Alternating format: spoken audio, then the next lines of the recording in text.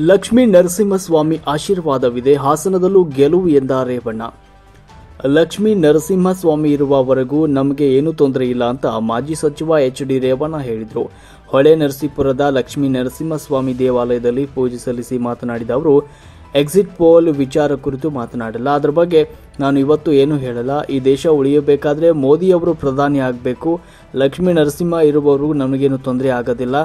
3 ಕ್ಷೇತ್ರ ಗೆಲ್ತೀವಿ, ನಡೀರಿ ಎಂದರು. ದಕ್ಷಿಣ ಶಿಕ್ಷಕರ ಕ್ಷೇತ್ರದ ಚುನಾವಣೆ ನಡೀತಾ ಇದೆ. 7 ವಿಧಾನಸಭಾ ಕ್ಷೇತ್ರಗಳಲ್ಲಿ ನಮ್ಮ ಅಭ್ಯರ್ಥಿ ಪರ ಪ್ರಚಾರ ಮಾಡಿದ್ದೇವೆ. ನಾನೇ ಖುದ್ದಾಗಿ ಎಲ್ಲ ಕ್ಷೇತ್ರಗಳಲ್ಲಿ ಪ್ರಚಾರ ಮಾಡಿದ್ದೇನೆ. ನಮ್ಮ ಅಭ್ಯರ್ಥಿ ವಿವೇಕಾನಂದ ಗೆಲ್ತಾರೆ ಅಂತ ವಿಶ್ವಾಸವನ್ನು ವ್ಯಕ್ತಪಡಿಸಿದರು.